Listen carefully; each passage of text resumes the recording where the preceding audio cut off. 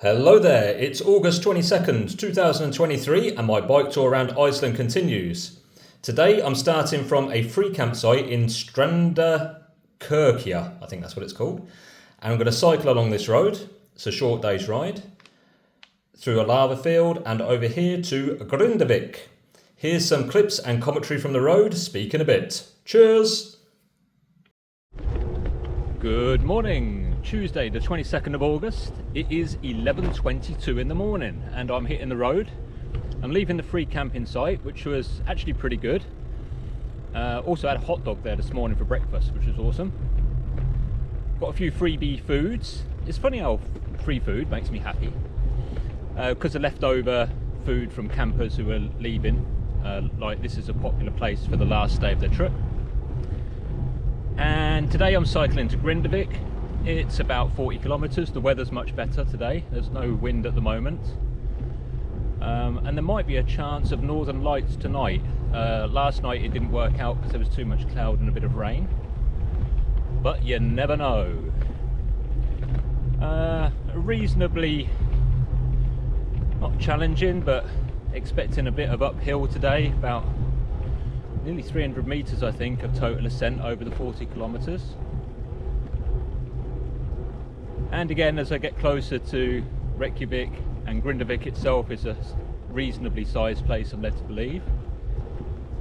I can expect a bit of traffic on the way. Right now though, everything seems super calm because this is a very rural setting, this campsite. Next, So keep right. So yeah, here we go, hitting the road. And when I get to Grindavik, I currently plan to spend 2 nights. That may change as I see the campground and see what it's like. I'm expecting it to be busy at night. Anyway, play that by ear. That's down the road. Got the 40 kilometers to cycle yet. Here we go. This way for 300 and now turn left onto Strandavik, 427.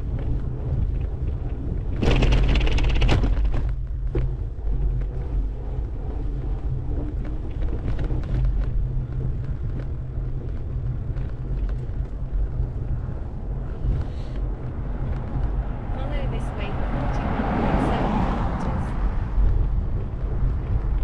So as Komoot is indicated, this is pretty much just a straight line, as in the road I'm on, no deviation. There's a hilly section in front of me, which I suspect I'll be going up at some point, which will probably account for most of the ascent rise of the day. Yeah, and it's very windless at the moment, which is fine by me. If it stays like this for the next 2 or 3 hours, which is how long it should take me to cycle, probably 3 hours, I'll be a happy Dave.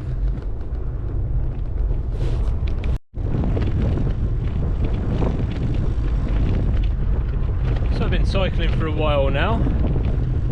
Let's have a little look. 1 hour 36 of cycling, and I've done 24 kilometers. There was a bit of an uphill section, and now this is quite pleasant. Traffic's not been too bad actually. Listening to one of my audio books on the phone.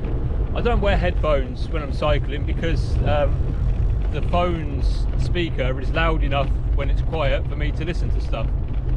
So I don't listen to stuff all the time, but if I'm doing like, you know, a longish day, I tend to put on an audio book at some point to listen to. And yeah, nothing really to say. I've not passed anywhere like to stop in terms of like a cafe or anything. I wasn't really expecting anything. I've got a lot of food and water, so I'm all set for the day. But it's always something to keep in mind when planning touring in Iceland. You really need to carry enough stuff to last you through. Yeah, anyway, it's a pleasant day cycling. Just thought I'd give you a quick update.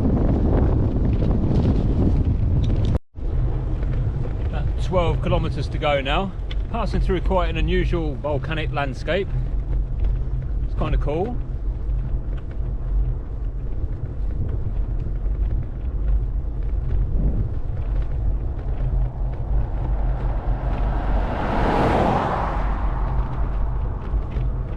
more slight uphill section to go. I think it's like a 100-meter climb, and then into Grindavik.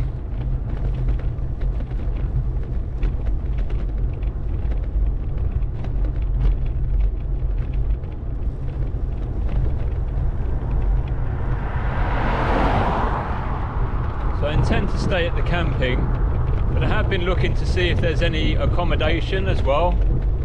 It seems to be a reasonably cheap place to stay, but it's uncertain where I would be able to leave my bicycle. So maybe I'll cycle past that place, have a check it out. It's always a thing with the bike, is where to put it. If you're staying in like accommodations, in a lot of countries there's like a garage or something, or if you're in a hotel, there's normally an area to keep it. But in Iceland, when it says it's a guest house, I mean it's just a house really that they're renting rooms out in, and they don't seem to have garages, at least the ones I've looked at. I mean, if this place has a yard, I could just tie it to the yard, tie it up in the yard somewhere. Anyway, that's if I do decide to stay there. The only reason I'm considering it is because the air mattress keeps going down, and waking up every 3 hours during the night to put air in it is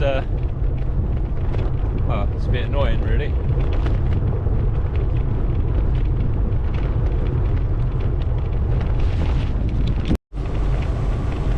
So that's got the climb out of the way, and as we approach the end of August I can feel it getting a bit chillier on the climbs.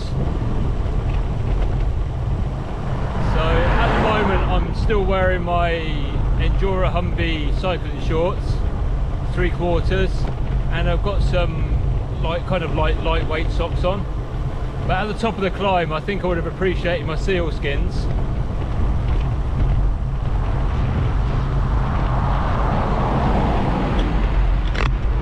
I think in maybe even a couple of weeks time, yeah, the temperature difference will be quite profound. Of course the weather and temperature changes here all the time, but it is due to start getting colder now, of course. This is quite a descent.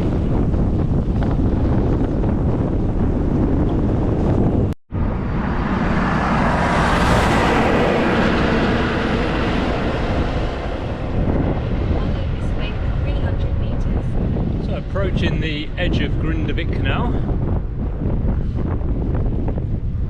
Usual industrial estate on the outside. I'm assuming that the town is like a fishing town that also serves as a bit of a tourist space for people on their first or last nights in Iceland. There is a netto here, so that's good.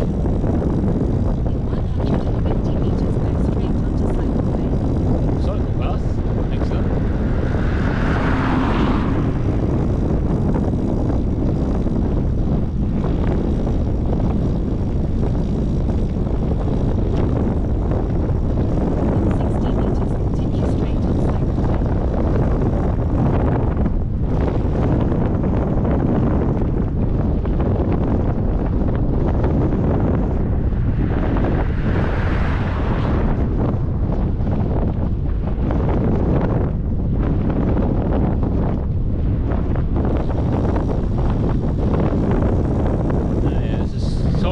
To the left of me, by the